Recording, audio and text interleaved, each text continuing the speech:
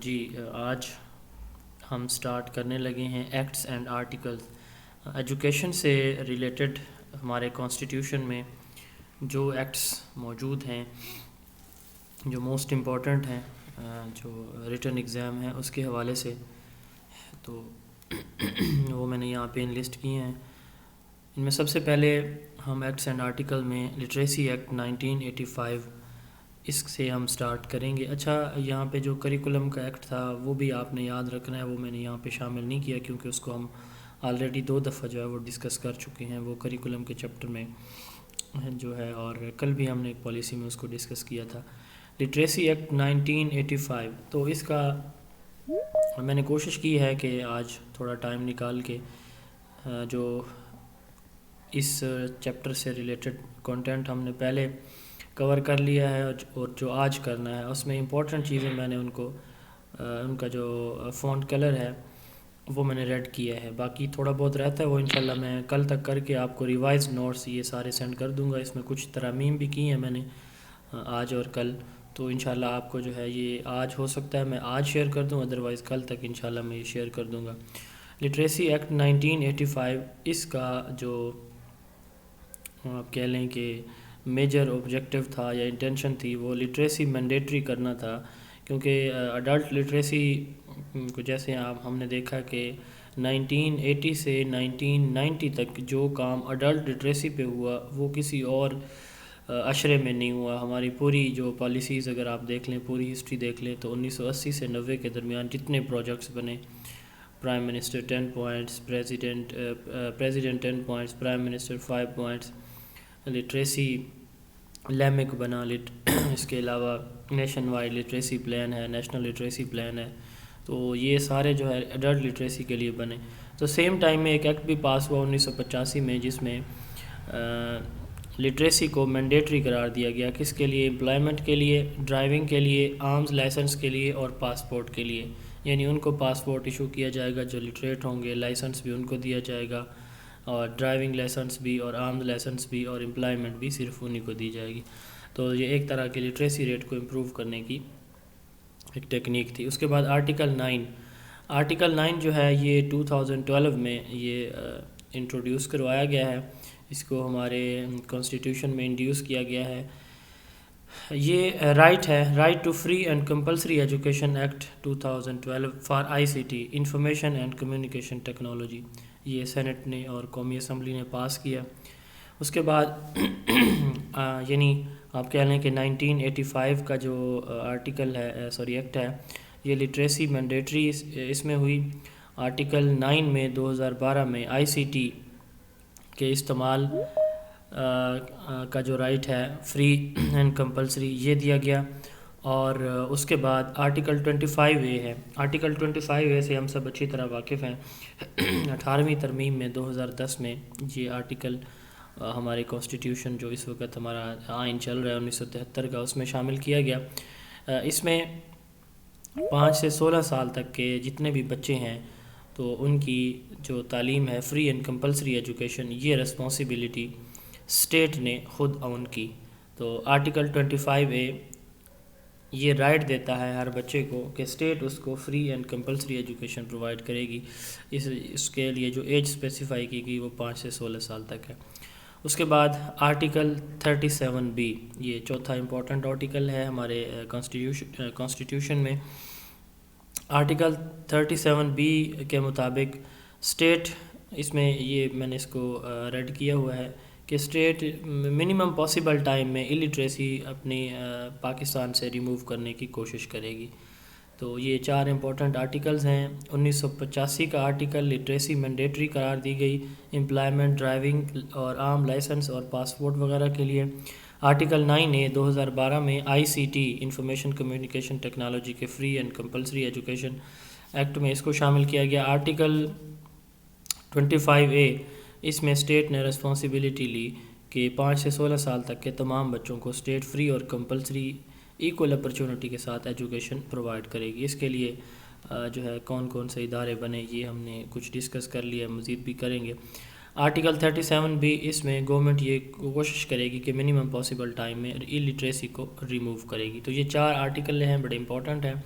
اس کے بعد United nation organization کا یو این او کا بڑا ایک ویل نون آرٹیکل ہے، آرٹیکل 26(1).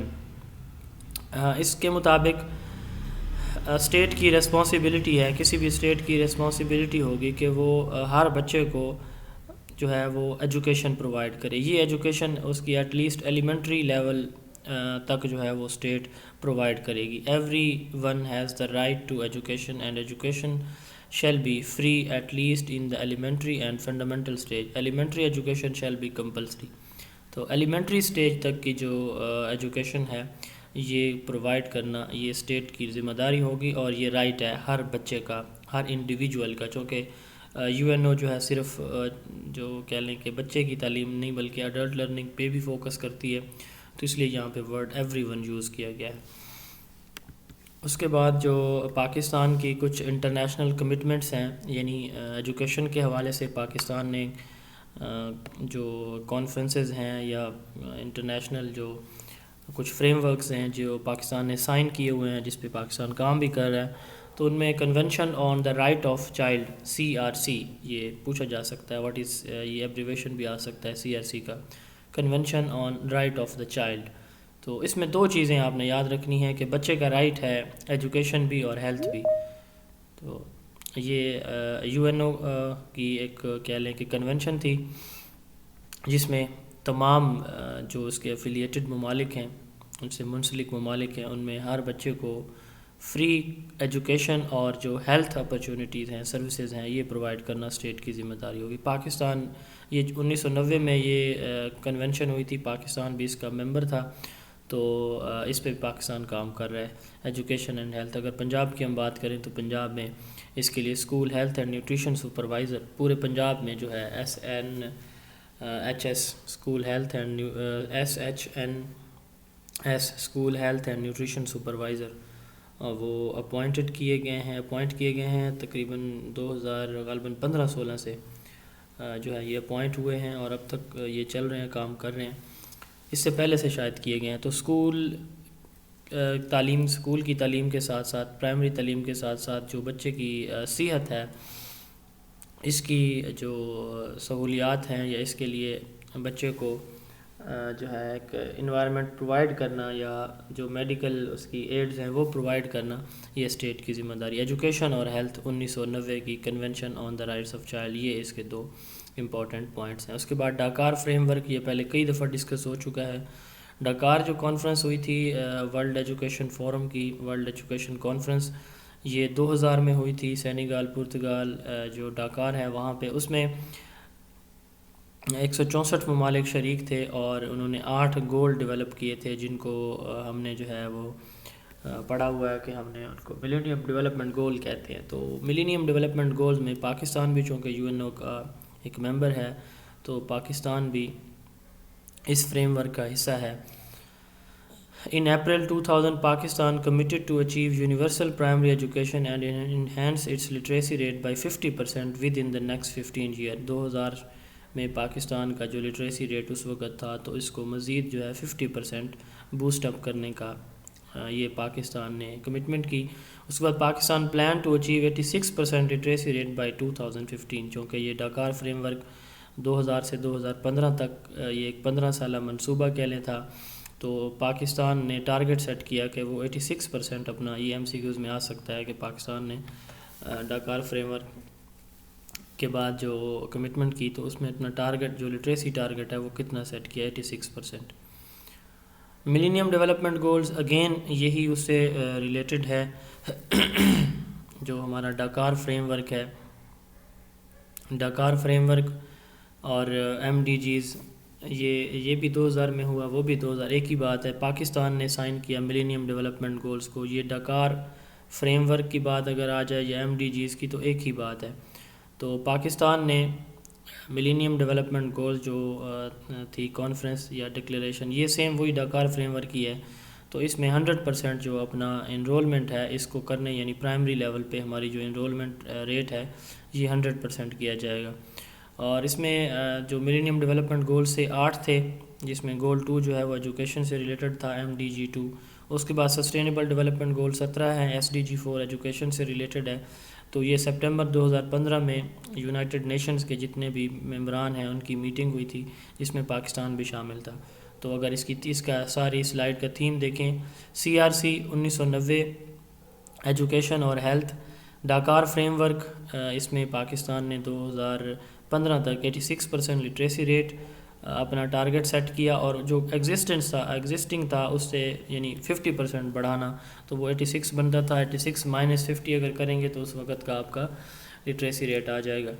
اس کے بعد MDGs اور SDGs کو ہم کئی دفعہ پہلے بھی ڈسکس کر چکے ہیں، تو MDGs اور SDGs پہ بھی پاکستان نے سائن کیا ہوا ہے کہ پاکستان الٹریسی کو ریموو کرے گا، اور MDGs کے 8 گولز اور SDGs کے 17 گول، جس میں گول 4 SDGs میں اور گول 2 MDGs میں ایجوکیشن سے ریلیٹڈ ہے۔ SDGs اور MDGs پہ مکمل ایک انشاءاللہ لیکچر ہوگا کسی دن۔ اس کے بعد جو ہے ویژن 2025 آف پاکستان بڑا امپورٹنٹ ہے۔ یہ 11 اگست 2014 کو جو پچھلی حکومت تھی PMLN کی، پاکستان مسلم لیگ نون، نواز شریف کی، تو انہوں نے ایک 12 سالہ جو پلان ہے یا منصوبہ ہے یہ بنایا، جس کا مین تھیم جو ہے وہ کیا تھا کہ پاکستان کو نیکسٹ ایشین ٹائیگر بنانا ہے۔ تو پاکستان کے سارے جو آپ کہہ لیں کہ ڈیولپمنٹ ایریاز ہیں ان کو امپروو کرنا، ان میں ایجوکیشن بھی شامل تھا۔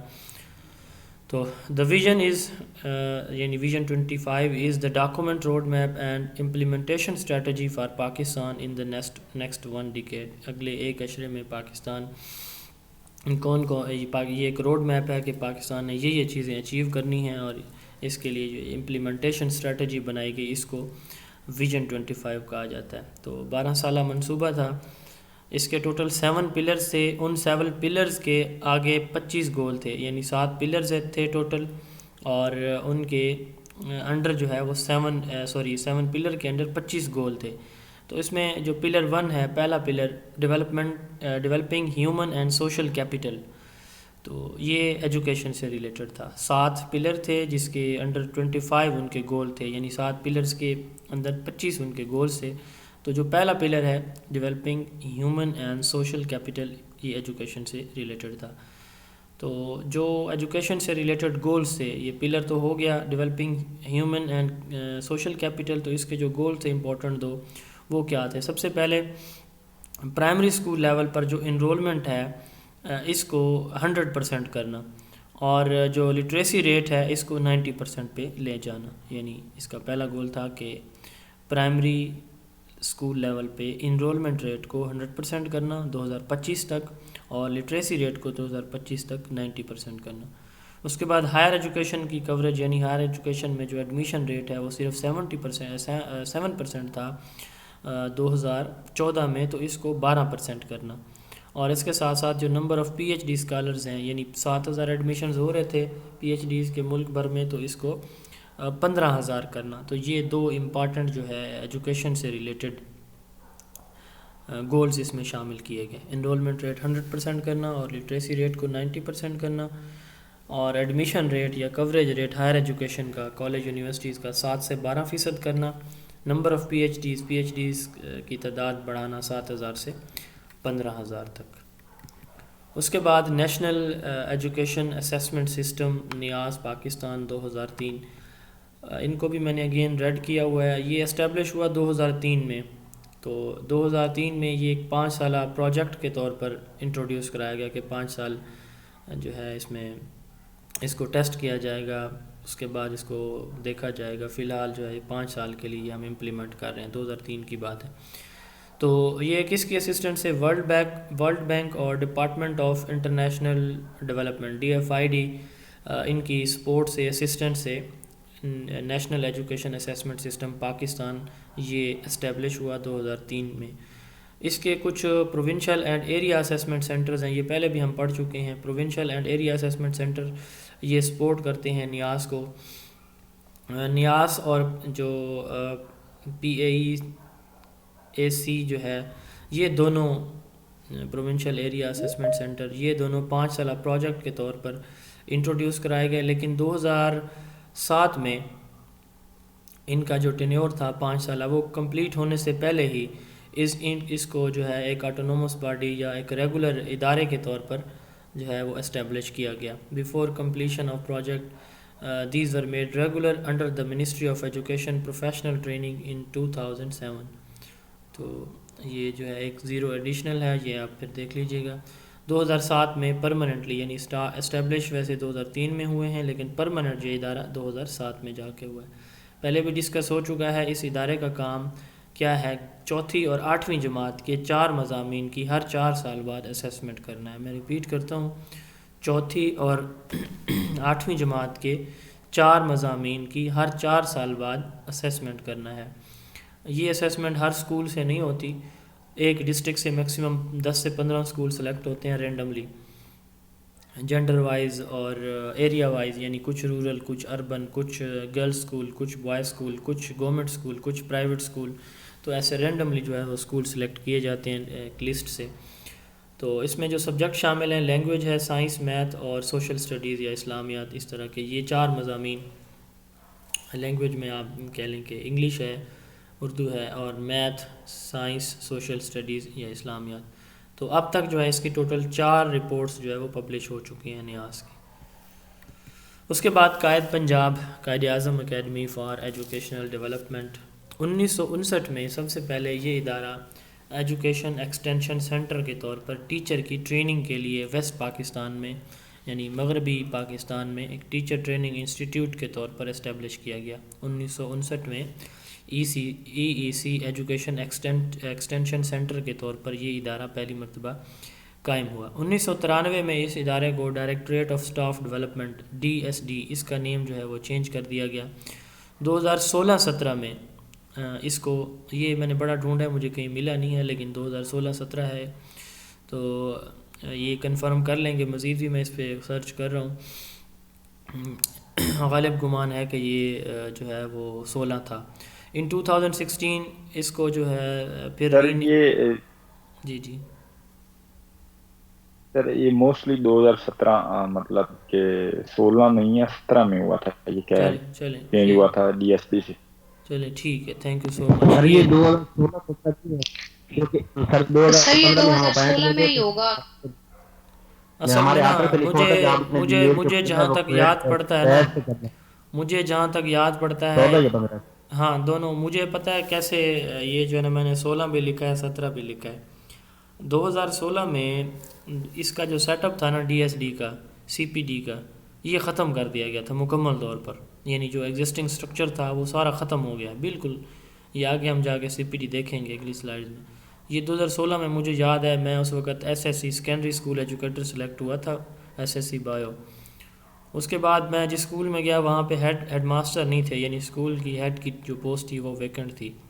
تو اس وقت جو کلسٹر سینٹر پہ میٹنگز ہوتی تھیں, میں نے 2 میٹنگز غالباً اٹینڈ بھی کی تھیں, لیکن یہ میں نے مارچ 2017 میں کی تھی, مجھے یاد ہے. تو یہ ختم جو سٹرکچر ہے پہلا, اتنا مجھے کنفرم ہے کہ یہ جو ہوا تھا 2016 میں. اس کی ویب سائٹ پہ اور باقی کہیں سے مجھے یہ نہیں ملا. تو بہرحال یہ 16 یا 17 کہہ لیں کہ 16 کو ختم ہوا ہے, 17 کو جو ہے یہ پھر نیا سیٹ اپ بنا ہے جس کو قائد کا نام دیا گیا ہے. تو یہ 3 امپورٹنٹ اس کے ہیں اس کی ہسٹری میں. Sir sorry for interruption. 2016 میں ہماری ہوئی تھی ٹریننگ SSC نہیں AU شپ والی, پہلے SSC والی ہوئی تھی 2015 میں. تب بھی یہ قائد تھا, قائد ہماری نواں شہر میں ہوئی تھی. تو ہماری ٹریننگ قائد نواں شہر میں 2015 میں بھی ہوئی ہے, اور تب بھی یہی تھا کہ آپ کا ٹریننگ سینٹر قائد ہی ہے. تو یہ تو پھر مجھے لگتا ہے 15 سے ہی ہوا ہے اسٹارٹ, یا چلیں 15 اس کے کو اسٹارٹ سے. انشاءاللہ اس کو کنفرم کر لیں گے. جو میرے پاس اویلیبل ریسورسز تھے تو ان سے میں نے یہ لکھا تھا. باقی اس کو جو ہے آپ لوگ بھی دیکھ لیں, میں بھی مزید اس پہ سرچ کر لوں گا. تو میں بھی انشاءاللہ کوشش کروں گا کہیں سے اس کو نہ کنفرم کرنے کی. آپ لوگ بھی کر لیں اگر کسی کہیں سے آن لائن یا آف لائن کسی سورس سے ہوتا ہے تو. خیر,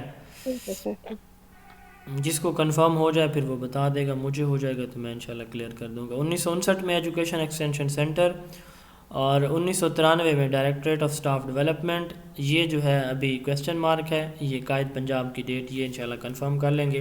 کہاں پہ؟ وحدت روڈ لاہور میں یہ موجود ہے. اس کے جو کرنٹ ڈائریکٹر جنرل ہیں ان کا نام مسٹر محمد علی عامر ہے. مسٹر محمد علی عامر جو ہے اس وقت اس کے ڈائریکٹر جنرل. اس کے بعد آبجیکٹیوز کیا ہیں. آبجیکٹیو سب سے پہلے جیسے ہم نے بات کی ہے کہ اس کا کام کیا ہوتا ہے کہ جو ٹیچر کی ٹریننگ ہے یہ کرانا. پہلے تو صرف یہ جو گورنمنٹ سیکٹر کے جیسے لکھا ہوا in service training for public sector school teacher صرف گورنمنٹ اسکول کے, لیکن اب یہ پرائیویٹ اسکول ٹیچرز کی بھی ٹریننگ کنڈکٹ کرا رہا ہے. سرٹیفیکیشن ہے, جو ٹریننگ کراتے ہیں جو کرتے ہیں ان کو سرٹیفکیٹ پرووائڈ کرنا. کمپیوٹر اسسٹڈ ٹیکنالوجی اور کوالٹی ایشورنس میکانزم ان کو انٹروڈیوس انہوں نے کروایا ہے, یعنی جو ماڈرن ٹیکنالوجی ہے اس کو. اس کے بعد training of English language through critical exploration, یہ ہمارے پنجاب میں جو ہے پیلی ٹریننگ کے کورس ہوتے رہے. کوئی بتا سکتا ہے پیلی کا abbreviation? Punjab English language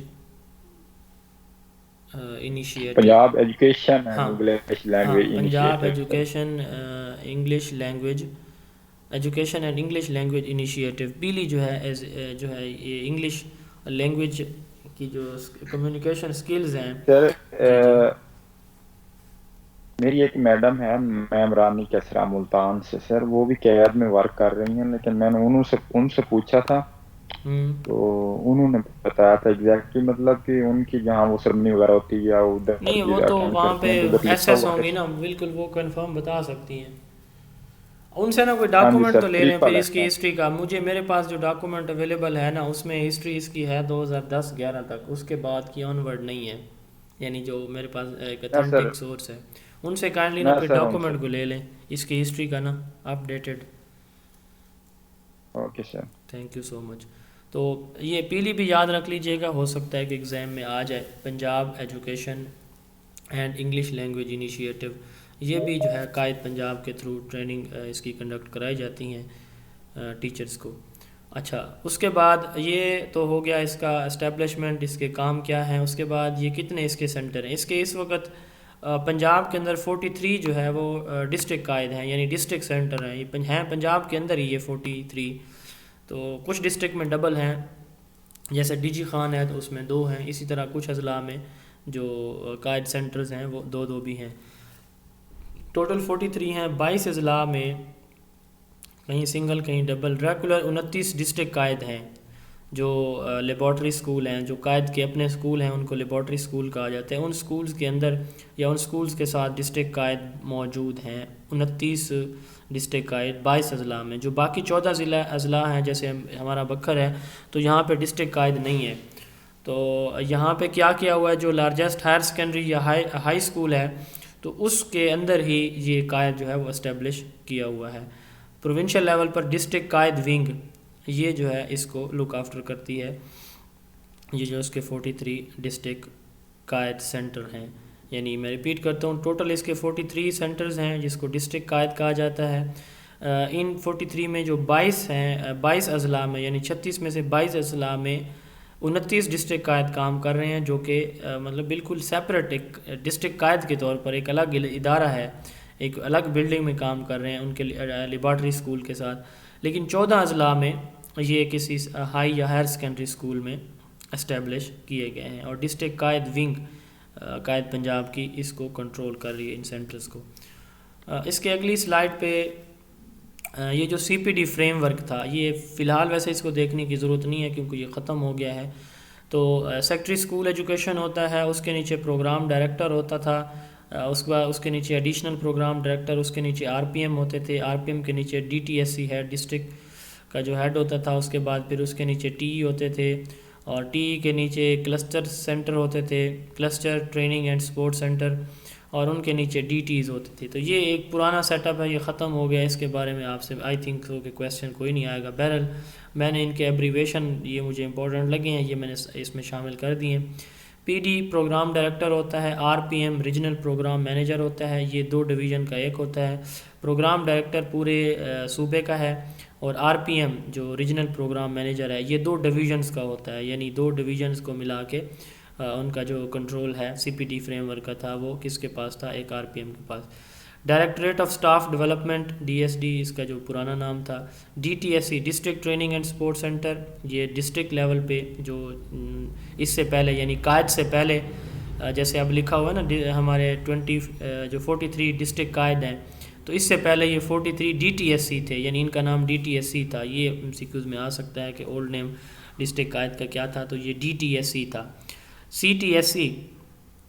CTSC جو ہے cluster training and support centre, موجودہ جو سیٹ اپ ہے اس میں یعنی ایک ڈسٹرکٹ ہوتا تھا، ایک ڈسٹرکٹ قائد تھا، تو اس کے انڈر جس کو DTSC کہا جاتا تھا اس کے اندر ڈفرینٹ CTSC تھے، cluster training and support centre. 17 سے 21 اسکول ملا کے ان کا ایک سینٹرل اسکول میں جو ہائی اسکول یا ہائر سیکنڈری اسکول ہوتا تھا تو اس کو CTSC کہا جاتا تھا، cluster training and support centre. آج کل اس کا نام جو ہے یہ بالکل اینڈ والا اکیڈیمک ڈیولپمنٹ یونٹ ہے، تو اس کو چینج کر دیا گیا ہے. اس کے بعد ٹیچر ایجوکیٹر تھے، اور آج کل یہ TEs جو ہیں ان کو ایجوکیشن آفیسر بنا دیا گیا ہے. DTEs ڈسٹرکٹ ٹیچر ایجوکیٹر تھے، ان کی جگہ پہ AEOs کو اپوائنٹ کیا گیا ہے، اسسٹنٹ ایجوکیشن آفیسرز کو. تو یہ پہلے ٹیچر ہی ہوتے تھے جن کو کہہ لیں کہ وہ اپنا ادھر جو ہے اپوائنٹ ہوتے تھے ٹیمپریری بیسس پہ. اب جو ہے پرماننٹلی یہ کام اسسٹنٹ ایجوکیشن آفیسرز کو دے دیا گیا. تو یہ تھی مینجمنٹ آف قائد پنجاب. اس کے بعد اس کی ہسٹری ہے وہی کچھ جو ہم نے پہلی سلائڈ پہ دیکھا. 1959 میں ایجوکیشن ایکسٹینشن سینٹر بنا. 1968 میں اس کو جو ہے وہ تھوڑا سا ماڈرنائز کیا گیا میتھ اور سائنس کے حوالے سے. اس کے بعد 1970 میں اس کی جو جیورسڈکشن تھی، یہ جب سٹارٹ میں 1959 میں بنا تو یہ اوور آل تھا، یعنی آپ کہہ لیں کہ جو ویسٹ پاکستان تھا پورے ویسٹ پاکستان کے لیے ٹریننگ سینٹر تھا.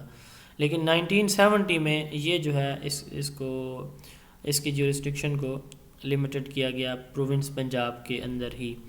1993 میں اس کا نیم چینج کیا گیا ڈائریکٹریٹ آف اسٹاف ڈیولپمنٹ. 2000 میں ایک ادارہ قائم ہوا جس کو provincial institute of teacher education PIT MCQs آ سکتا ہے. Provincial institute of teacher education یہ ادارہ قائم ہوا پنجاب کے اندر. 2004 میں ڈائریکٹریٹ آف اسٹاف ڈیولپمنٹ یہ ڈیل، اس سے پہلے یہ تھا یونیورسٹی آف ایجوکیشن لاہور کے انڈر تھا، تو اس کے بعد جو ہے اس کو ڈی لنک کیا گیا، یعنی یہ خود مختار بنایا گیا. 2004 میں DSD in 2004 DSD was de-linked from University of Education Lahore under Punjab Education Sector Reforms Program PESRP 2000 جو ہم نے 3 یہ میں سٹارٹ ہوا تھا، یہ ہم نے دیکھا تھا. تو 2004 میں DSD جو ہے یہ یونیورسٹی آف پنجاب سے الگ کر کے ایک الگ جو ہے وہ باڈی بنائی گئی. 2006 میں جو CPD فریم ورک، یہ جو ہم نے پچھلی سلائڈ پہ دیکھا ہے ابھی، یہ والا frame work CPD frame work یہ انٹروڈیوس کرایا گیا. اس کے بعد 2006 میں اگین جو ہے support network for primary school teacher PSTS یہ اسٹیبلش ہوا.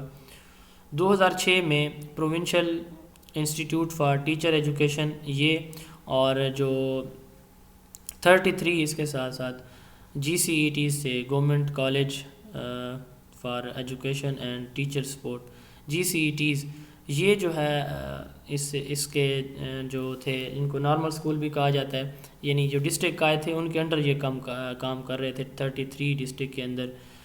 تو یہ جو ہے DSD کے انڈر کر دیے گئے. یہ پہلے ڈائریکٹ تھے، اس کے بعد جو ہے ان کو DSD کے انڈر کیا گیا. 2009 میں PITE کو provincial institute for teacher education کو مرج کر دیا گیا ہے DSD کے ساتھ، یعنی اب PITE provincial institute for teacher education اور DSD ایک ہی چیز ہے.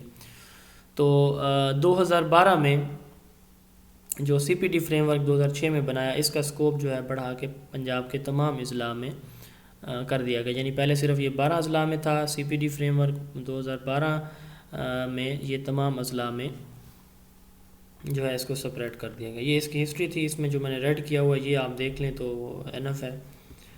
اس کے بعد دانش اسکول جو ہے یہ ایک act Punjab Daanish school and centre of excellence authority act 2010 یہ ایکٹ پاس ہوا پنجاب گورنمنٹ سے. گورنر آف پنجاب نے ایکٹ پاس کیا. اچھا ایکٹ جو ہے ایک ہوتا ہے کہہ لیں کہ کانسٹیٹیوشن، بلکہ یہ ہم انشاءاللہ ادھر میں مینجمنٹ اور اس میں جا کے دیکھیں گے، ایڈمنسٹریشن مینجمنٹ میں رولز کو، ایڈمنسٹریشن کو، مینجمنٹ کو، لا کو، کانسٹیٹیوشن کو، ایکٹ کو. تو یہ چیزیں ہم انشاءاللہ ادھر ڈیٹیل میں ڈسکس کر لیں گے. تو Punjab Daanish school and centre of excellence authority act 2010 یہ پاس ہوا، گورنر پنجاب نے پاس کیا. اس کے بعد دانش جو ورڈ ہے یہ ایک پرشین لینگویج سے ڈرائیو کیا گیا ہے، جس کا مطلب ہوتا ہے ڈیپ روٹڈ وزڈم۔ اس کا ویژن کیا تھا، دانش اسکول بنانے کا مقصد کیا تھا؟ مقصد تھا کہ جو نیڈی اسٹوڈنٹ ہوتے ہیں، جو وہ بچے جو اپنی تعلیم جو ہے وہ کسی اعلیٰ اسٹینڈرڈ کے اسکول میں جن کے پاس اخراجات نہیں ہوتے، جاری نہیں رکھ سکتے، تو ان بچوں کے لیے اس طرح کا ایک ادارہ قائم کیا جائے۔ بدقسمتی یہ ہے کہ ان اداروں میں غریب کے بچے جو ہیں صرف نہیں پڑھ رہے، موسٹلی جو ہے ان لوگوں کے بچے ہیں جن کی اپروچز ہیں۔ تو اسکول اس وقت پنجاب کے اندر 16 دانش اسکول جو ہے وہ فنکشنل ہیں، یعنی فنکشنل اگر لفظ آئے تو آپ ایم سی کیوز میں اگر پوچھا جائے کتنے ہیں تو 16 دانش اسکول فنکشنل ہیں، اور اگر ٹوٹل پوچھا جائے تو ٹوٹل 20 ہیں، جس میں 4 جو ہے ابھی ان پروسیس ہیں، 2 ہمارے بکھر میں۔ یہ جب بھی جہاں بھی اسکول بنتا ہے تو یہ 2 اس کی برانچز بنتی ہیں، یعنی 2 اسکول اسٹیبلش ہوتے ہیں ایٹ اے ٹائم، ایک میل اور ایک فیمیل کے لیے، یعنی بوائز اور گرلز کے لیے۔ At present 16 Danish school 8 girls and 8 boys are fully operational across the province. پہلا اسکول جو اسٹیبلش ہوا حاصل پور بہاولپور میں اسٹیبلش ہوا 2010 میں، اور آخری اسکول جو اسٹیبلش ہوا ہے وہ جو ہے میلسی میں 2019 میں یہ اسٹیبلش ہوا ہے۔ 4 اسکول ان پروسیس ہیں، ان کا جو ہے وہ کنسٹرکشن کا کام جاری ہے، جن میں 2 منکیرہ ڈسٹرکٹ بکھر میں ہیں اور 2 توسا ڈی جی خان میں ہیں۔ ہر سال جو ہے 110 نئے اسٹوڈنٹ جو ہے وہ بچے جو ہے وہ داخل کیے جاتے ہیں۔ Each year a total of 100 students are admitted in each campus. ہر کیمپس میں 110 جو ہے بچے ایڈمٹ کیے جاتے ہیں۔ اس کے بعد ایک جو دانش اسکول ہے اس کی کیپیسٹی 770 اسٹوڈنٹس کو جو ہے انگیج کرنے کی ہے، یعنی میکسیمم 770 اسٹوڈنٹ کا ایڈمیشن ایک دانش اسکول میں ہو سکتا ہے۔ دانش اسکول جیسے ہم نے پہلے بھی ڈسکس کیا تھا کہ چونکہ تمام سکولز جو ہے وہ کسی نہ کسی بورڈ کے انڈر آتے ہیں، تو دانش اسکول پنجاب میں جتنے بھی ہیں وہ directly board of intermediate and secondary education Lahore کے انڈر آتے ہیں۔ اس کے بعد ہائر ایجوکیشن کمیشن، اس کی ہسٹری ہم نے پہلے بھی 2-3 دفعہ دیکھی ہے۔ Higher education commission Pakistan HEC یہ ریکمینڈ ہوا 1959 کے کمیشن میں، لیکن اسٹیبلش نہ ہو سکا۔ اگین جو ہے 1970 کے پالیسی میں ریکمینڈ ہوا، لیکن اسٹیبلش نہیں ہو سکا۔ پھر 1972 کی پالیسی میں ریکمینڈ ہوا، اور 1974 میں اسٹیبلش ہوا یونیورسٹی گرانٹ کمیشن کے نام سے UGC۔ پھر 2002 میں جب پاکستان میں ماشاء اللہ لگا، جنرل پرویز مشرف جو پریزیڈنٹ آف پاکستان تھے، ان کی گورنمنٹ آئی تو انہوں نے اس کا نام جو ہے 2002 میں ہائر ایجوکیشن کمیشن رکھا۔ اس کے پہلے چیئرمین ڈاکٹر عطاء الرحمان تھے۔ MCQs میں پوچھا جا سکتا ہے کرنٹ کا یا فرسٹ کا، جو انٹرویو میں پوچھا جا سکتا ہے۔ تو کرنٹ جو اس کے ہیں وہ ڈاکٹر شائستہ سہیل ہے، ایگزیکٹو ڈائریکٹر ہیں کرنٹ ڈاکٹر شائستہ سہیل، اور جو فرسٹ تھے وہ ڈاکٹر عطاء الرحمان تھے۔ رسپانسبلٹیز کیا ہیں؟ جیسے ہم نے کریکولم ڈیولپمنٹ میں دیکھا تھا کہ جو پلان فارمولیشن ہے کالجز یا یونیورسٹیز کی، تو وہ HEC پالیسی ساری بناتا ہے۔ تو وہی بات ہے یہاں پہ کہ اس کا کام سب سے پہلا کیا ہے، فارمولیٹ ہائر ایجوکیشن پالیسیز۔ دوسرا کوالٹی ایشورنس اور انٹرنیشنل سٹینڈرڈ کو ہائر ایجوکیشن میں اس کو میٹ کرنا۔ Accreditation and attestation of academic degrees, ہماری جتنی بھی آج کل ڈگریز ہیں، ماسٹر MPhil PhD، وہ اٹیسٹڈ جب تک جو ہے وہ HEC سے نہیں ہوتی تو اس کی جو ویریفیکیشن ہے وہ مکمل نہیں ہوتی۔ نئے ادارے کون کون سے قائم کیے جائیں گے، اور جو ایگزسٹنگ ہیں ان اداروں کو بوسٹ اپ یا مزید جو ہے فیسیلیٹیٹ کیسے کیا جائے گا، ہائر ایجوکیشن کے جو ادارے ہیں، یہ کام بھی higher education commission of Pakistan کا ہے۔ اس کے بعد ورچوئل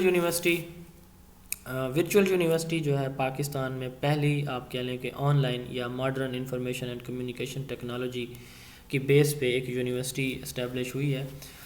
یہ بھی جیسے HEC جو ہے اس کا نیم چینج کیا تھا جنرل پرویز مشرف نے، اسی طرح 2002 میں جنرل پرویز مشرف نے ورچوئل یونیورسٹی کی بھی بنیاد رکھی۔ اور اگر MCQs میں پوچھا جائے کہ پاکستان کی جو واحد یونیورسٹی ہے جو ماڈرن ICT بیسڈ ہے یا آن لائن لرننگ بیسڈ ہے، تو وہ ورچوئل یونیورسٹی آف پاکستان ہے۔ موٹو اس کا کیا ہے، world class education at your doorstep, یہ اس کا موٹو ہے ورچوئل یونیورسٹی کا۔ اس کی لوکیشن کیا ہے، defence road of Raiwind road Lahore جو ہے، یہ ریونڈ روڈ لاہور پہ موجود ہے، واقع ہے، MCQs میں آ سکتا ہے۔ اس کے بعد علامہ اقبال اوپن یونیورسٹی، علامہ اقبال اوپن یونیورسٹی مئی 1974 میں، یہ اس کی ریکمنڈیشن دی گئی 1972 کی پالیسی میں، اور مئی 1974 میں یہ دنیا کی دوسری اوپن یونیورسٹی کے طور پر پاکستان میں اسٹیبلش کی گئی۔ اور ایشیا میں یہ پہلی یونیورسٹی ہے، اور افریقہ یا ورلڈ وائڈ اگر دیکھا جائے تو open university in the world and first in Asia and Africa, Asia Africa میں پہلی ہے، ورلڈ وائڈ جو ہے یہ دوسری اوپن یونیورسٹی ہے۔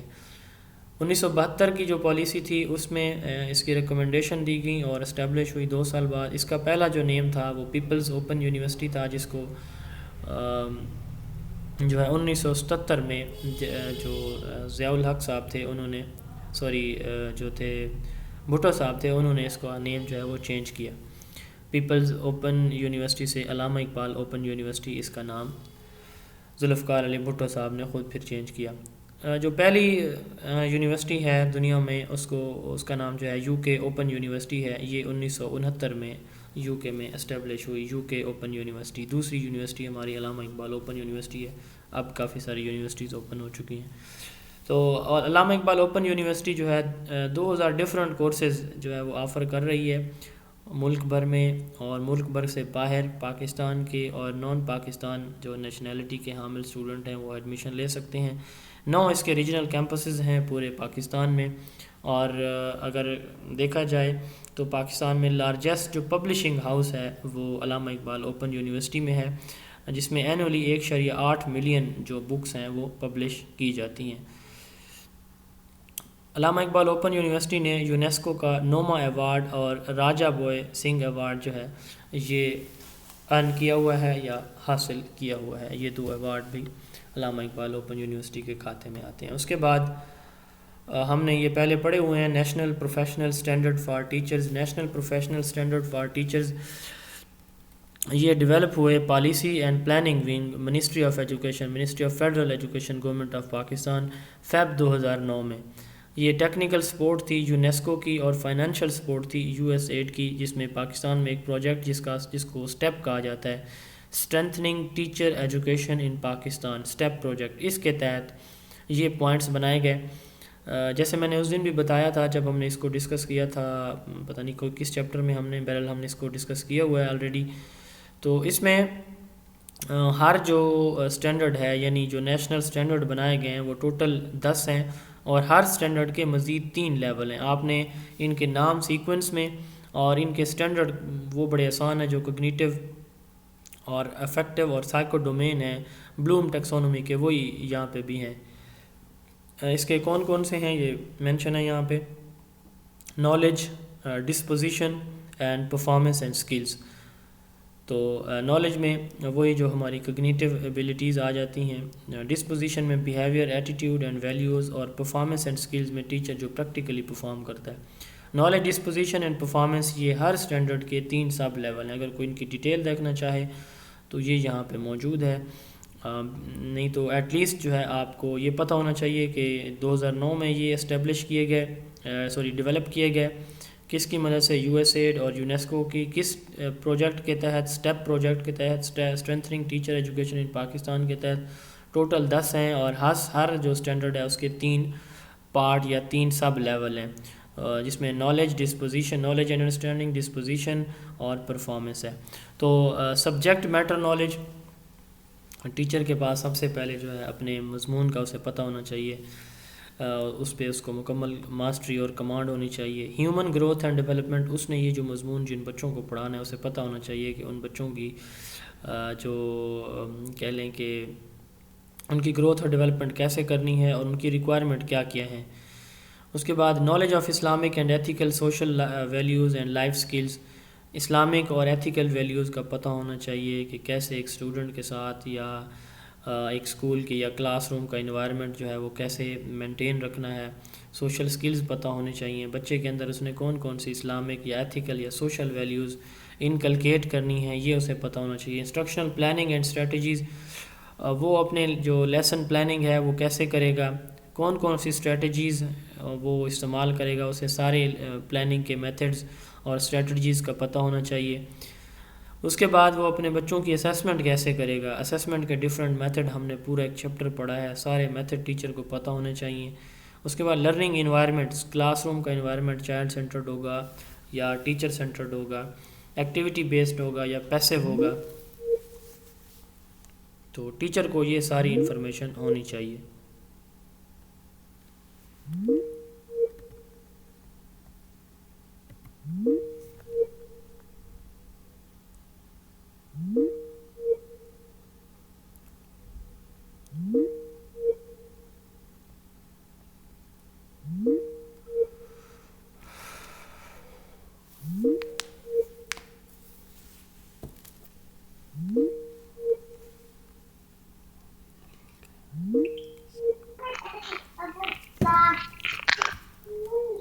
جی میری آواز آ رہی ہے اب؟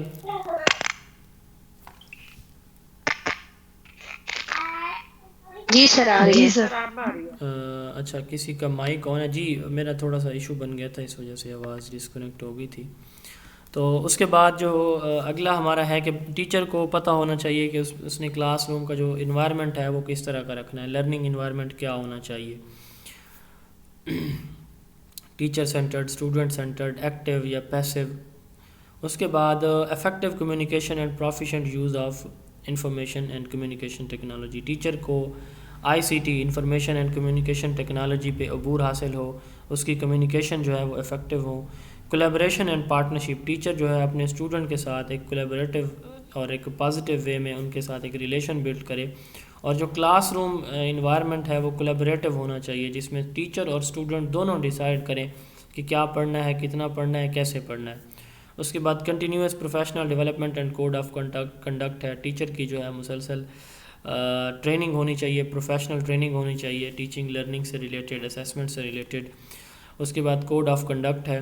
اور اینڈ پہ آتا ہے teaching of English as second اور foreign language, E S L اور E F L. Teaching of English as second language E S L, teaching of English as foreign language یہ کیا ہے, ہمارا 10واں اسٹینڈرڈ ہے. جیسے ہم نے تھوڑی دیر پہلے بات کی ہے PELI, Punjab education and English language initiative, PELI جو ہے یہ بھی اسی کے انڈر ہی ٹریننگ جو ہے اسی کے تحت ٹیچرز کو کرائی جاتی ہیں. تو یہ تین جو اس کے کہہ لیں کہ ایک اسٹینڈرڈ کے تین جو پارٹس ہیں یہاں پہ بھی مینشن ہے, تھوڑا سا زوم کر کے میں نے دیے ہوں, آپ دیکھ سکتے ہیں. تو یہ جو ہے اس کے 10 اسٹینڈرڈ تھے national professional standard step project کے. یہ آپ نے یاد رکھنے ہیں, انٹرویوز میں مسٹ ہیں کہ ہر تیسرے چوتھے بندے سے ان سے ریلیٹڈ کویسچن کیا جاتا ہے. تو یہ ہمارا جو چیپٹر تھا ایجوکیشنل ہسٹری آف پاکستان, تو یہ اس طرح ختم ہوا. کچھ چیزیں ہیں جیسے اسکول کونسل ہمارا رہ گیا ہے, اور جیسے انصاف آفٹر نون اسکول پروگرام ہے یا پروجیکٹ ہے, تو انشاءاللہ ان کو میں شامل کر لوں گا نیکسٹ کسی چیپٹر میں, تو وہ ہم ڈسکس کر لیں گے. ابھی ہم جو دوسرا چیپٹر سٹارٹ کرنے لگے ہیں انشاءاللہ, اس بڑا آسان سا ہے, برٹش ایجوکیشنل ہسٹری. پاکستان بننے سے پہلے 1857 کی جنگ آزادی سے لے کر بلکہ 1757 سے لے کر 1947 تک جو کہہ لیں کہ میجر ادارے بنے ہیں اور ان کا جو رول ہے وہ کون کون سے ہیں اور ان کا کیا رول ہے, یہ آج ہم انشاءاللہ ڈسکس کریں گے. بڑے آسان سے ہیں, یہ اس کا پارٹ 4 ہے ہسٹری آف ایجوکیشن کا. ان کے نوٹس بھی انشاءاللہ آپ کو کل مل جائیں گے, کلر کمبینیشن میں سیٹ کر لوں گا. اس میں پری برٹش پیریڈ ہے, آؤٹ لائن ہے اس کی کہ برٹش پیریڈ سے پہلے کس طرح کے ادارے بر صغیر میں تھے. انڈیا پاکستان میں چارٹر ایکٹ 1813 آیا, general committee of public instruction 1823, lord Macaulay report 1835, Wood despatch 1854, Hunter commission 1882, Sadler commission 1917 سے 19, Sargent report 1944, Deoband movement 1867, sir Syed institutes. اس کے بعد انجمن حمایت اسلام 1884, ندوۃ العلماء 1894 اور جامعہ ملیہ اسلامیہ 1920. ان کی شارٹ سی ڈیٹیل ہم انشاءاللہ ابھی دیکھیں گے.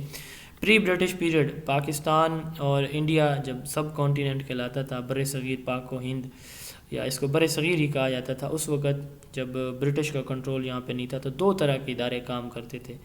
گورنمنٹ کی طرف سے کوئی تعلیمی ادارے موجود نہیں تھے, سیلف بیسس پہ ادارے تھے, جن کو جو دینی مدارس تھے ان کو مدرساز کہا جاتا تھا. یہ مدرساز کوئی فارمل نہیں تھے, یعنی کسی نے جو ہے وہ چونکہ بر صغیر میں کانسیپٹ نہیں تھا، ایران میں، ایجپٹ میں، شام میں، یہاں پہ ہمارے جو آپ کہہ لیں کہ ریلیجیس مراکز تھے اس وقت، مصر ہمارا جو ہے وہ مرکز تھا دینی جو تعلیمات ہیں ان کا، تو وہاں سے جو فارغ التحصیل آتے تھے یہاں پہ وہ اپنے گھر میں جو ہے بچوں کو صرف دینی تعلیم دیتے تھے، دنیاوی تعلیم کا کانسیپٹ نہیں تھا. یہ 1757 سے پہلے کی بات ہے. اچھا، اور اس طرح جو ہندو تھے ان کے، ہمارے جو مسلم تھے ان کے مدرساز تھے نان فارمل، یعنی ایک ٹیچر کوئی پڑھ کے آیا، حافظ ہے یا عالم ہے تو اس نے آگے سے تعلیم شروع کر دی، 10 بچوں کو پڑھانا اس طرح کا. اسی طرح ہندوؤں کے جو تھے جو درس گاہیں تھیں ان کو پٹھ شالہ کہتے تھے. تو یہ پٹھ شالہ اور مدرسہ یہ برٹش پیریڈ سے پہلے 2 طرح کے ادارے موجود تھے. 1813 میں 1757 کے بعد آہستہ آہستہ ایسٹ انڈیا کمپنی، سب سے پہلے یہ جو ہے چائے، مرچ، اس طرح کی چیزیں جو ہے وہ بر صغیر میں اس کے ٹریڈ کے لیے آئی سب سے پہلے. ان کا انٹینشن اور تھی، ظاہر ہے جو انگریز ہیں وہ دوربین ہیں، وہ دور کی سوچتے ہیں، تو انہوں نے اس پہ قبضہ کرنا تھا، تو انہوں نے کام اپنا سٹارٹ کیا ٹریڈ سے.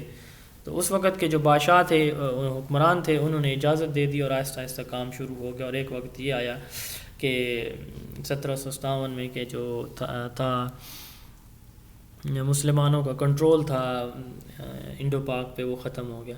1813 میں پہلی مرتبہ ایک آفیشیل جو اناؤنسمنٹ ہوئی، برٹش پارلیمنٹ جو برطانیہ کا پارلیمنٹ تھا اس نے ایک ایکٹ پاس کیا جس کو چارٹر ایکٹ کہا جاتا ہے. اس چارٹر ایکٹ کے تحت 13 سے 1833 تک ایسٹ انڈیا کمپنی جو اس وقت ٹریڈ کر رہی تھی اس کو رسپانسبلٹی دی گئی کہ وہ انڈیا کے اندر کیا کرے، کرسچینٹی کو اور ویسٹرن سائنس کو، جو ویسٹرن نالج ہے، اور اس کو انگلش لینگویج کو کیا کرے، پرولیفریٹ کرے، پھیلائے.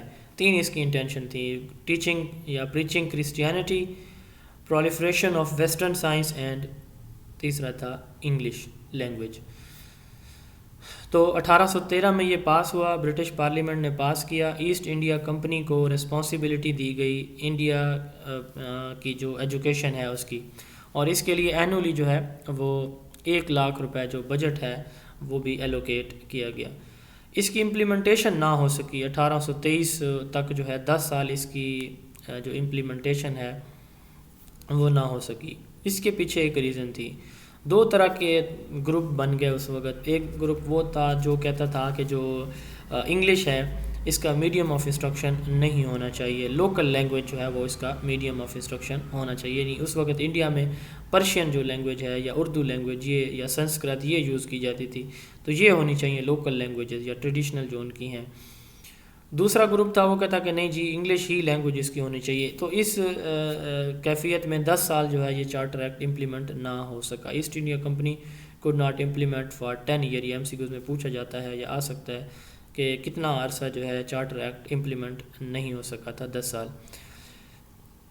For 10 year enforced in 1823 due to conflict between Anglistics and Orientalists. Orientalist جو تھے یہ کہتے تھے کہ ٹریڈیشنل یوز لینگویج ہونی چاہیے، جبکہ دوسرے انگلسٹکس کہتے تھے کہ انگلش لینگویج ہونی چاہیے آفیشیل لینگویج یا میڈیم آف انسٹرکشن. اس کے بعد 1833 میں اگین ایک دوسرا چارٹر ایکٹ پیش ہوا جس نے جو ہے جو پریویس چارٹر ایکٹ تھا 1813 اس کو ختم کیا. 1823 میں ایسٹ انڈیا کمپنی نے ایک جو جنرل کمیٹی تھی پبلک انسٹرکشن کی، انہوں نے پریشرائز کیا ایسٹ انڈیا کمپنی کو کہ وہ جو ویسٹرن ایجوکیشن ہے اس کو انٹروڈیوس کریں اور پروموٹ کریں. یعنی ایسٹ انڈیا کمپنی کے کافی سارے اس کے سیکشن تھے، پارٹ تھے، تو اس کی جو جنرل کمیٹی تھی جو پبلک انسٹرکشن سے ریلیٹڈ تھی اس نے 1823 میں اس کو پریشرائز کیا کہ وہ جو پروموٹ کرے کس کو، ویسٹرن ایجوکیشن کو، جب یہ امپلیمنٹ ہوا. اس کے بعد لارڈ میکالے کی رپورٹ ہے 1835. لارڈ میکالے کی رپورٹ کو انگلش ایجوکیشن ایکٹ بھی کہا جاتا ہے. ولیم بینٹک یہ گورنر جنرل تھے برٹش ایسٹ انڈیا کمپنی کے، انہوں نے جو ہے اس کو اپروو کیا 7 مارچ 1835 کو. Lord William Bentinck governor general of British East India company approved on 7 March 1835. یہ جو لارڈ میکالے رپورٹ یا بینٹک ریزولوشن جو تھی یہ بیسیکلی بیس تھی ایک منٹس آف میٹنگ کی جو کہ جنرل کمیٹی کی تھی، جو ایسٹ انڈیا کمپنی کی جنرل کمیٹی پبلک انسٹرکشن کی تھی، اس کے منٹس آف میٹنگ جو لکھے تھے لارڈ میکالے نے، تو اس کی بیس پہ تھے جو اس نے 2 فیب جو ہے 1835 میں لکھے، اور اس کو اپروو کیا پھر لارڈ ولیم بینٹک نے 1835 میں 7 مارچ کو۔ آبجیکٹیو کیا تھے؟ اگین وہی ویسٹرن جو ایجوکیشن ہے، ویسٹرن سائنٹیفک نالج ہے اور انگلش لٹریچر ہے، اس کو امپروو کرنا، اور کیا کرنا؟ پروڈیوس کلرکس کا مطلب یہاں پہ جو کرسچینٹی ریلیجن ہے اس کے کہہ لیں کہ علماء ٹائپ لوگوں کو جو ہے وہ کیا کرنا؟ پروڈیوس کرنا، یہ اس کا آبجیکٹیو تھا۔ اور جو انڈیا کا ایجوکیشن سسٹم ہے اس کو مکمل طور پر ختم کرنا، یعنی ویسٹرن ایجوکیشن سسٹم کو، سائنس کو، انگلش لٹریچر کو انٹروڈیوس کروانا، اور انڈیا کا جو ایجوکیشن سسٹم ہے اس کو مکمل ختم کرنا۔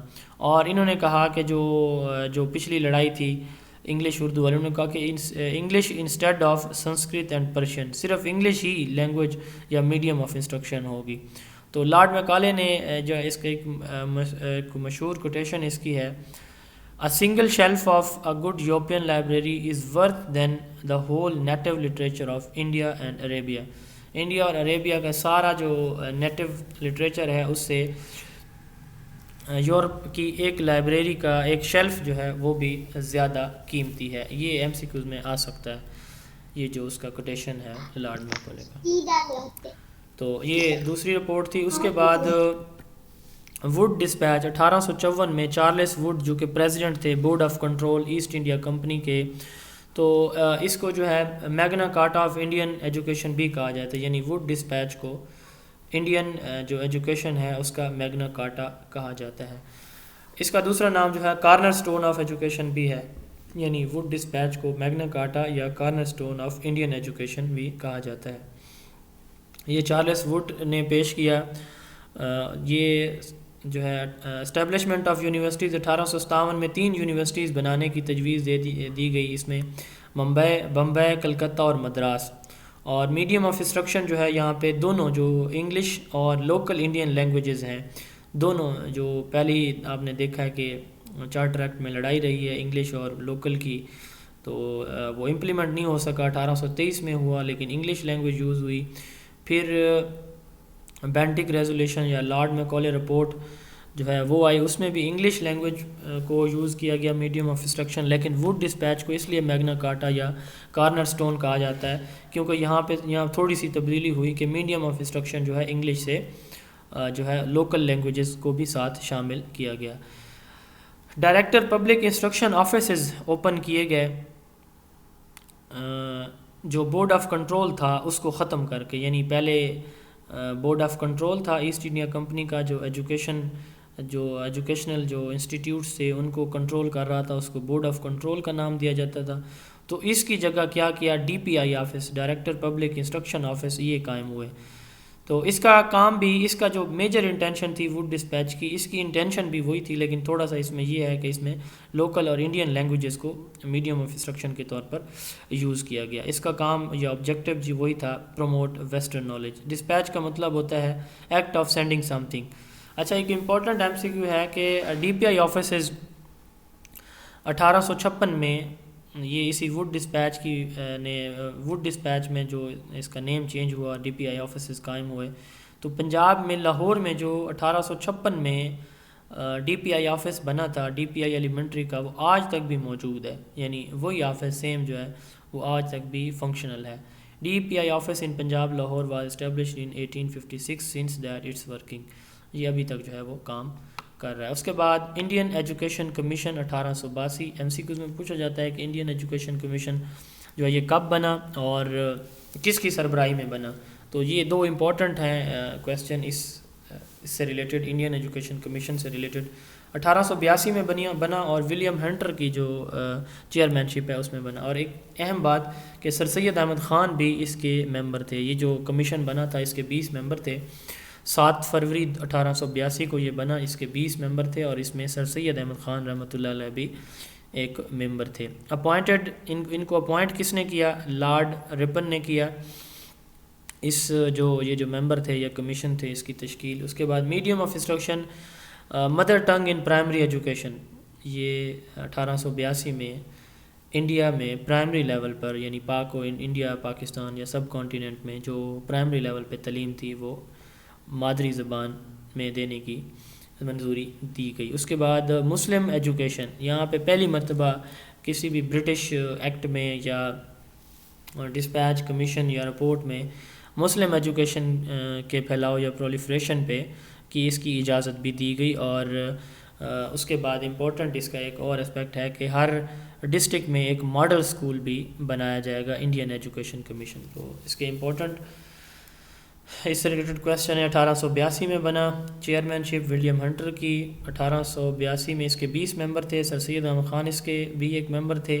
مادری زبان پرائمری لیول پر اور مسلم ایجوکیشن کے پھیلاؤ پہ جس کمیشن نے کام کیا ایک برٹش انڈین ایجوکیشن کمیشن تھا. اور اس کے بعد ماڈل اسکول ہر ڈسٹرکٹ میں بنایا جائے گا.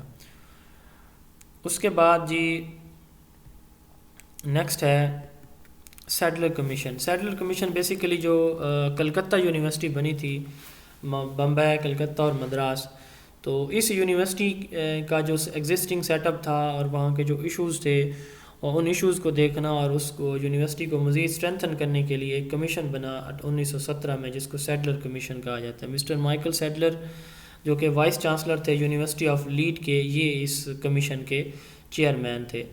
سیڈلر یا اس کو کلکتہ یونیورسٹی کمیشن بھی کہا جاتا ہے کیونکہ اس کمیشن کا کام کلکتہ یونیورسٹی کی کنڈیشنز کو انکوائر کرنا اور اس کی امپرومنٹ کے لیے کیا کرنا جو ہے اپنی ریکمنڈیشنز دینا. تو اس کمیشن نے یہ 1917 سے 1919 تک یہ جو ہے یہ کمیشن رہا. اس نے جو امپورٹنٹ ریکمنڈیشن دیں دو یہاں پہ شامل کی ہوئی ہیں. All teaching staff must be organise so that it becomes complete teaching university. جو ٹیچنگ سٹاف ہے اس کا ڈس آرگنائز نہ ہو بلکہ مکمل طور پر آرگنائز ہو اور جو اس کا ایک پراپر سیٹ اپ ہوتا ہے اس کے اکارڈنگ چلے. دوسرا separate residential university must be started at Dhaka. کچھ ایشوز تھے کلکتہ یونیورسٹی میں ریزیڈنس کے حوالے سے بھی اور اسٹوڈنٹ کی انرولمنٹ کے حوالے سے بھی, تو وہ جو ہے اس میں دوسرا اس کا امپورٹنٹ پوائنٹ تھا کہ ایک اور یونیورسٹی جو جس میں رہائش کی بھی سہولت ہو وہ ڈھاکہ میں سٹارٹ کی جائے. تو دو اس کے امپورٹنٹ ریکمنڈیشن تھیں. اس کے بعد 1939 میں, یہ 1917 کے بعد 1939 میں ڈاکٹر ذاکر رپورٹ, یہ بھی ایم سی کیوز میں سم ٹائم جو ہے وہ آ جاتا ہے. تو ڈاکٹر ذاکر رپورٹ کیا تھی؟ گاندھی نے گاندھی سے ریلیٹڈ ہم نے ایک پڑھا تھا کہ انہوں نے ایک ایجوکیشن کو جو ہے ایجوکیشن کی کہہ لیں کہ ایک ٹائپ کو انٹروڈیوس کروایا تھا. یہ پائنیئر ہیں اس کے. کون سی تھی؟ میں آپشن دے دیتا ہوں. Physical education, basic education, early childhood education اور کامن ایجوکیشن. جی کون بتائے گا؟ Basic education. جی بیسک ہاں جی بیسک ایجوکیشن. بیسک ایجوکیشن جو ہے انہوں نے انٹروڈیوس کروائی تھی ہاں جی گاندھی نے. اچھا, تو گاندھی نے کچھ پروپوزل یا سجیشن دیے ہیں انڈین ایجوکیشن سسٹم کے لیے جس کو جو برٹش گورنمنٹ تھی انہوں نے اس کے لیے کہ اس سجیشن کو مزید دیکھنے کے لیے, اس پہ غور کرنے کے لیے, انالائز کرنے کے لیے 1939 میں ایک کمیشن بنایا, ایک کمیٹی بنائی. اس کمیٹی کی سربراہی جو ہے وہ ڈاکٹر ذاکر کو دی گئی. یہ 1939 میں بنا. تو وہ جو گاندھی کا پروپوزل تھا اس کو انالائز کرنے کے لیے اس کے بعد انالائز کرنے کے بعد جو رپورٹ پیش کی ڈاکٹر ذاکر نے, تو اس کو ڈاکٹر ذاکر رپورٹ 1939 کہا جاتا ہے. اس کے بعد سارجنٹ رپورٹ 1944 میں یہ post war education development in India. تو انڈیا میں جو پچھلے جتنی بھی کو کمیشن بنے, کو رپورٹس تھیں, اسکیمز آئیں, کمیٹیز بنی, ان سب کو انالائز کرنا اور اس کے بعد نئی ریکمنڈیشن دینا انڈین ایجوکیشن سسٹم کے لیے. تو اس کو post war education development in India بھی کہا جاتا ہے. کوئی بتا سکتا ہے کہ دوسری جنگ عظیم کس اس کا ڈیوریشن کون سا ہے؟ 1939 جی سر 1939 سے 45 تک. 1939 سے 45 تک.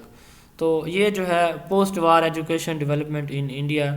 تو یہ انڈیا کا جو ایجوکیشن ڈیولپمنٹ ہے اس پہ ریلیٹڈ ایک رپورٹ تیار کی گئی. اس رپورٹ کا مقصد کیا تھا؟ پریویس جتنی بھی رپورٹس تھیں انڈین ایجوکیشن سسٹم سے ریلیٹڈ، ان سب کو انالائز کرنا اور نئی ریکمنڈیشن دینا انڈین ایجوکیشن سسٹم کے لیے۔ جوہن سارجنٹ کو رسپانسبلٹی دی گئی کہ وہ ایک کمپریہنسو رپورٹ تیار کرے انڈین ایجوکیشن ریفارمز کے لیے۔ اس کے 22 ٹوٹل ممبر تھے۔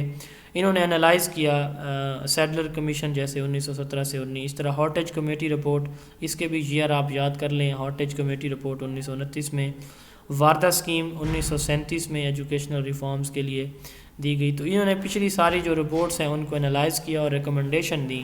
کون کون سی ریکمنڈیشن تھی؟ Pre primary education, primary, secondary, adult, technical, vocational, handicap education, teacher training, health of student. تو ان ساری ایریاز سے ریلیٹڈ انہوں نے اپنی ڈفرینٹ ریکمنڈیشن دی کہ ان ایریاز کو کیسے ڈیولپ کیا جائے۔ تو اس کے لیے 40 کروڑ جو فنڈ ہے وہ پروونسز کو دیا گیا، اور انہیں یہ بھی کہا گیا کہ آپ جو ہے اپنا 5 سالہ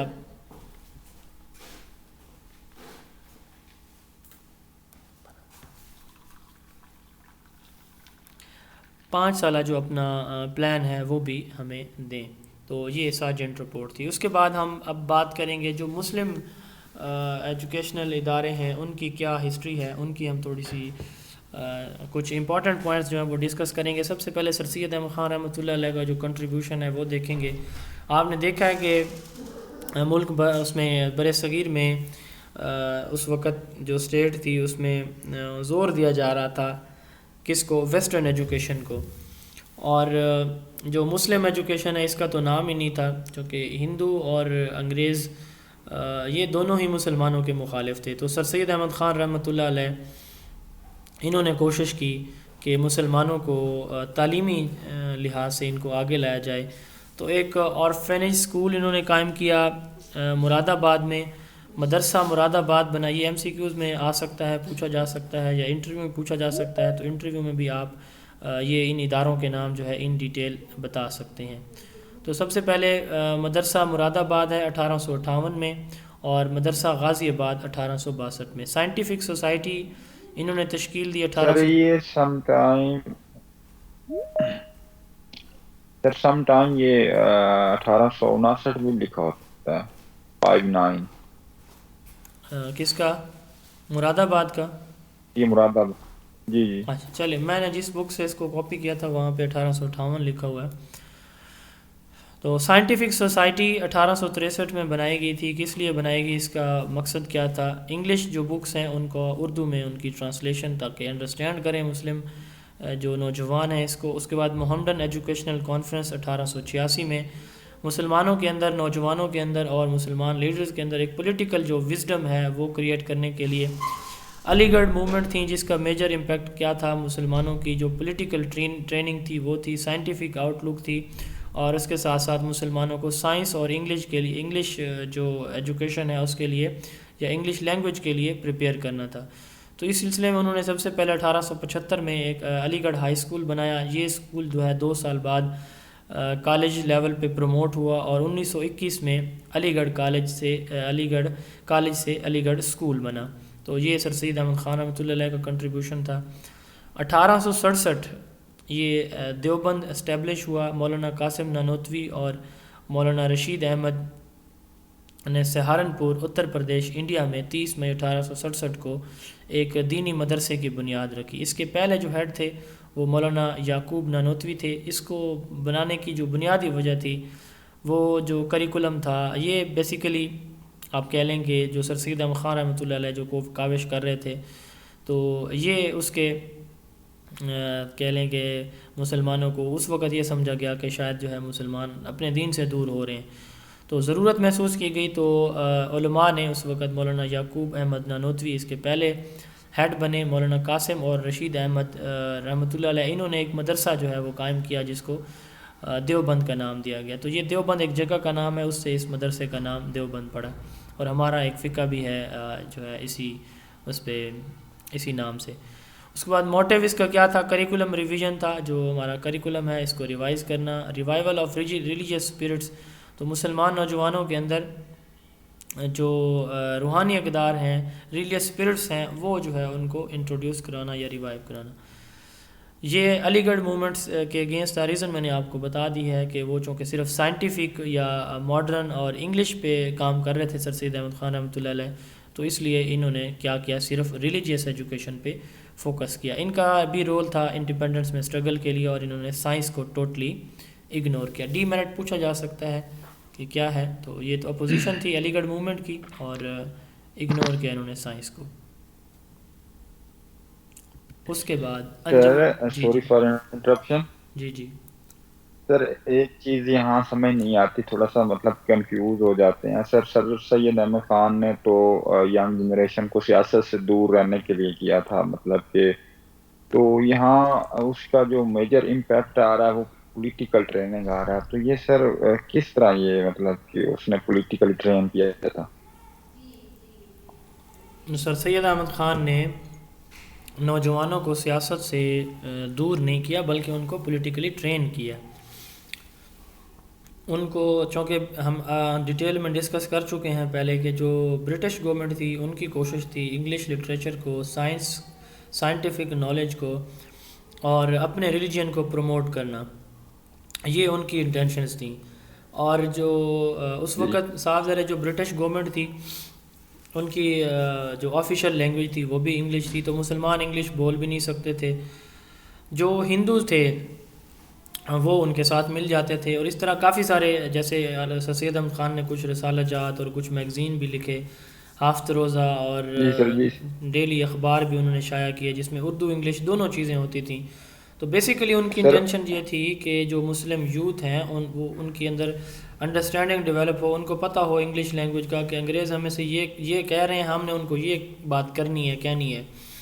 اور اس کے ساتھ ساتھ جو سائنٹیفک آؤٹ لک کی بات ہے تو سائنس کے میدان میں وہ آگے تھے، مسلمان پیچھے تھے۔ مسلمان جو ہے وہ صرف جیسے ہم نے بات کی ہے کہ فوکس کر رہے تھے صرف ریلیجیس ایجوکیشن کو، تو اس لیے انہوں نے کوشش کی کہ مسلمانوں کے اندر، مسلم یوتھ کے اندر کیا کرنے کی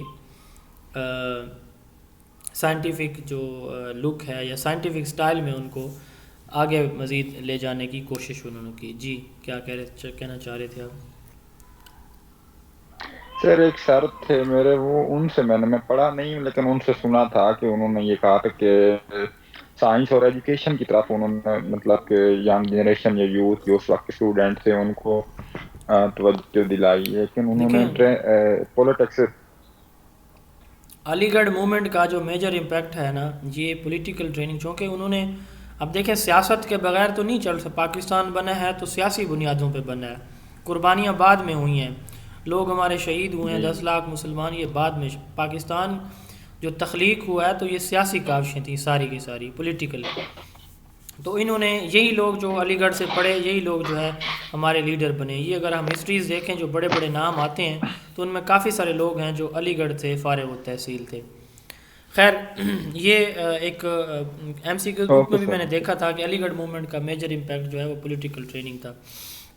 اس کے بعد انجمن حمایت اسلام آتا ہے، خلیفہ جو تھے اس وقت حمید الدین، مسجد بکن موچی گیٹ لاہور کے پاس انہوں نے 24 ستمبر 1884 کو انجمن حمایت اسلام کی بنیاد رکھی۔ تو اس کا جو میجر فوکس تھا انجمن حمایت اسلام کا دو تھے، جیسے ہم نے بات کی سر سید احمد خان کا کیا تھا، صرف جو جنرل ایجوکیشن ہے یعنی سائنس اور لینگویج، انگلش لینگویج۔ اگر ہم بات کرتے ہیں کس کی، دیوبند موومنٹ کی، تو ان کا کام کیا، انہوں نے کس چیز پہ فوکس کیا، صرف ریلیجیس ایجوکیشن پہ۔ اب اگلا نام آتا ہے انجمن حمایت اسلام کا، انہوں نے دونوں چیزوں کو ایٹ اے ٹائم شامل کیا۔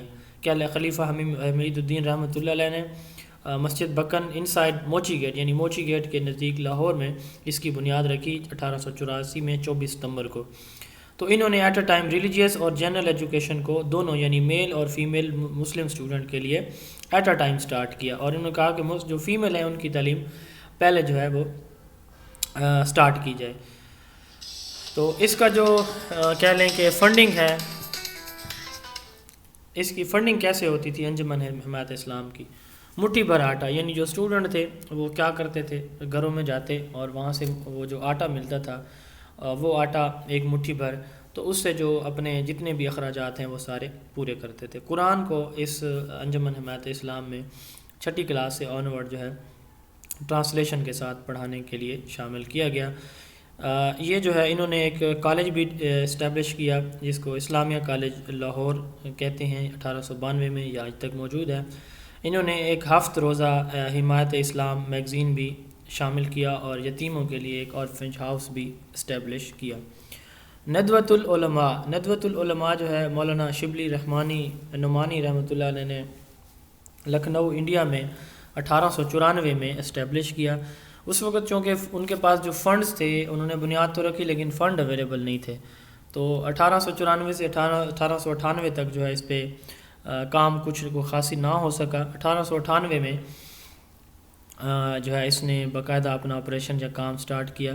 مولانا محمد علی منگھیری جو ہے اس کے پہلے ہیڈ تھے، اور یہ علی گڑھ موومنٹ سے اگین ڈسسیٹسفائیڈ تھے، اور اس کے ساتھ ساتھ جو گورنمنٹ اس وقت جو تھی برٹش، انہوں نے 500 پر منتھ جو ہے ندوۃ العلماء کے لیے وظیفہ بھی مقرر کیا، اور مولانا شبلی نعمانی نے ویکلی ندوہ یہ ایک میگزین بھی ایشو کیا۔ آخری ہے جامعہ ملیہ اسلامیہ، آج کے ہمارے ڈسکشن کا آخری ٹاپک ہے۔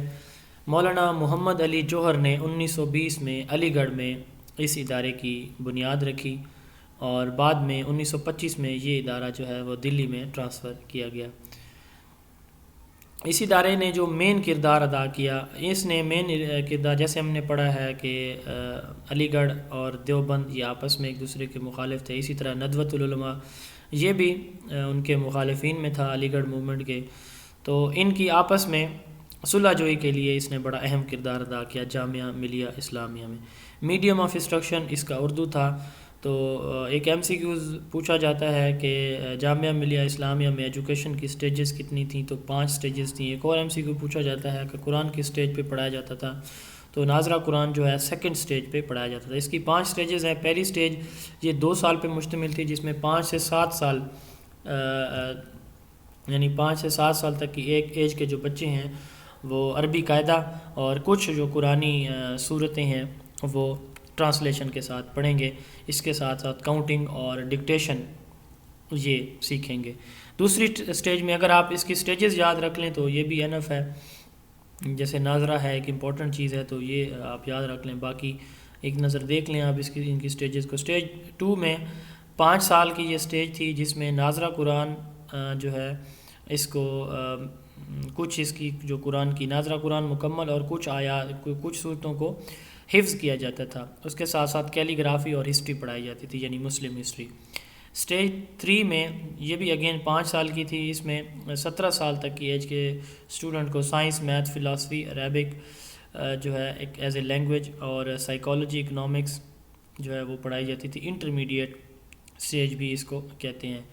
اس کے بعد چوتھی سٹیج میں 3 سال کی جو اسلامک اسٹڈی ہے، ہسٹری ہے، یہ ایز اے کمپلسری سبجیکٹ پڑھائی جاتی تھی۔ اور 5ویں سٹیج جو ہے یہ کسی ایک اسپیسیفک سبجیکٹ میں، یعنی ہسٹری میں یا اسلامک اسٹڈی میں، اس میں جو ہے وہ PhD کرائی جاتی تھی۔ اس کا ایمفسس کیا تھا، کس چیز پہ تھا؟ ریلیجیس ایجوکیشن پہ تھا، سائنس پہ تھا، اور میڈیم آف انسٹرکشن جیسے اوپر ذکر ہو چکا ہے اس کا اردو تھا۔ اس کا ایک ڈی میرٹ ہے کہ انہوں نے 2 نیشن تھیوری کو اپوز کیا اور کانگریس کو سپورٹ کیا۔ یہ MCQ میں پوچھا جا سکتا ہے کہ جامعہ ملیہ اسلامیہ نے جو ہے وہ 2 قومی نظریے کو اپوز کیا، وہ کہتے تھے کہ پارٹیشن نہ ہو، اور کانگریس کو سپورٹ کیا۔ کانگریس یہ جو گاندھی کی جماعت تھی۔ تو یہ ہمارا آج کا ٹاپک تھا، امید ہے کہ آپ کو چیزیں کلیئر ہو گئی ہوں گی۔ تو اس کے نوٹس انشاءاللہ کل میں آپ کو شیئر کر دوں گا، اور پچھلے